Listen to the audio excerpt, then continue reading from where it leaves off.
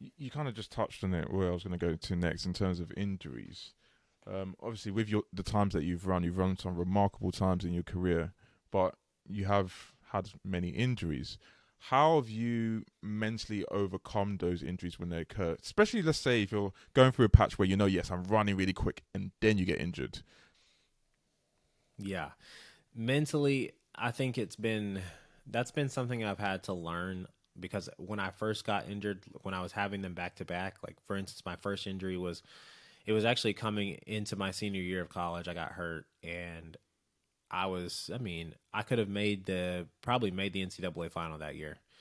And because I got hurt, I didn't even get to run, or I did run, but I didn't make the final. And then 2017, when I was a professional athlete, same thing and going to the trials for the 2017 Worlds, and I'm like top three that year, like easily. I mean, with the guys, if you looked at the times, yeah, Christian Coleman, who was in college, just broke the collegiate record. Yeah, Justin Gatlin, and then pretty much after that, it was kind of really the third spot was up for grabs. I think I think Christopher Belcher made the team that year in like 10:08 or 10:10. So like it wasn't like it was the last like 2 Yeah, years, you know what I'm saying? yeah, So it's kind of wide open, and I got hurt in that first round. I think when I got hurt, then it was super hard for me because I'd really never had any injuries like that at that level, to where I was having to take, 5 to 6 weeks off, and then I had to come back and finish the season. And at that age, and you're like, when you don't make the team, you're like, dude, I'm mm, done. Like, I don't want to train anymore. Like, what am I yeah, training for? you know. yeah, But as a pro, there's diamond leagues and there's money to be made. So my coach is yeah, like, dude, you gotta rehab this thing, and you got 5 weeks, and you gotta get back on the circuit. So in the beginning, I didn't really handle it at all. yeah, I'd be honest with you, like there was no handling it. It was just every day, not really wanting to go there, just kind of going through the motions, doing the rehab, and getting out there and trying to jog and see how it felt, and not feeling good that day, and trying to just figure it out. So I can't even tell you what I specifically did that really helped me. I think I was just like, dude, I'm hurt. This sucks. All right, what am I supposed to do for rehab? Give me that. All right, see you tomorrow. Like mm, that's kind of those are the motions that I was going through. Now, as I had to deal with more and more injuries yeah, over the years, um, 2019 was out pretty much all year. Only ran one track meet, which was the trials, and didn't make the team. That was really hard because it was something that I had started dealing with like in February, and then never got better all basically the whole year.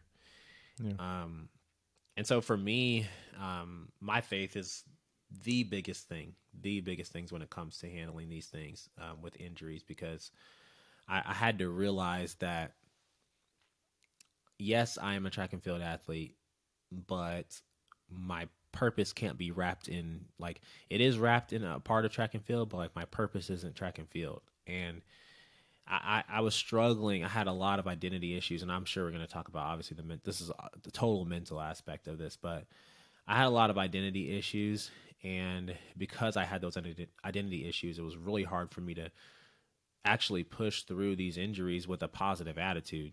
And I think that even just having a positive attitude through the injuries helps you recover better and mm, faster.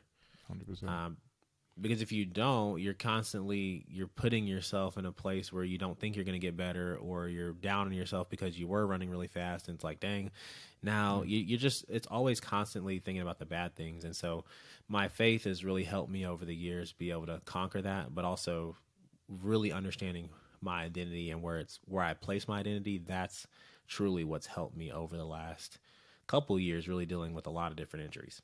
yeah. What were some of the identity issues that you were having? And you speak a lot about your faith and how important it is to you. Was your faith the only thing that helped you through those periods, or was there other things that may have helped you as well? The biggest thing for me was that a lot of times I felt like I was unworthy of, maybe even some of the success that I was getting. Um, that was a big thing. I felt as if in my faith, I was treating God kind of like an ATM almost, to where I Mm, was like, hey, I feel like I'm on a path where I'm doing these good things in my life. And because I'm yeah, doing these good things, I should be able to get this, or I should be able to run fast. And why am I getting injured, God? Because I'm doing all the stuff that, I'm waking up in the morning and I'm reading my Bible and I'm praying and and I had a completely wrong perspective, and my identity was wrapped in trying to become someone. And there's a difference between trying to become someone, and there's a difference between containing someone inside you, which is Christ, right? So in my personal life, and track and field will do this, any sport will do this, right? You want to win, you want a gold medal, you want the fame, you want the money, you want to be the guy in the press, you want to be doing the interviews, like that's what you want. As an athlete, who doesn't want that, right? And I'm not saying any of those things are bad, but my identity was wrapped in, I want to be the fastest guy ever. I want the world record. Me. And it was about people seeing me. That's kind of what it was about. And obviously it's way bigger than me. Like this, my whole life, track and field, my ability, it's way bigger than me. But I was so focused on becoming someone that was where my identity was wrapped in. So it's kind of this spiral of whenever I would get hurt, now I can't become this person. And so now I'm down in the dumps. I'm depressed. Oh, woe is me. I'm never going to be able to get this, et cetera, because I'm chasing something, right? Instead of trying to contain Christ in me or become a credible messenger. And I think that this is the biggest thing that's helped me mentally this year, personally, is understanding that like God's given me this gift.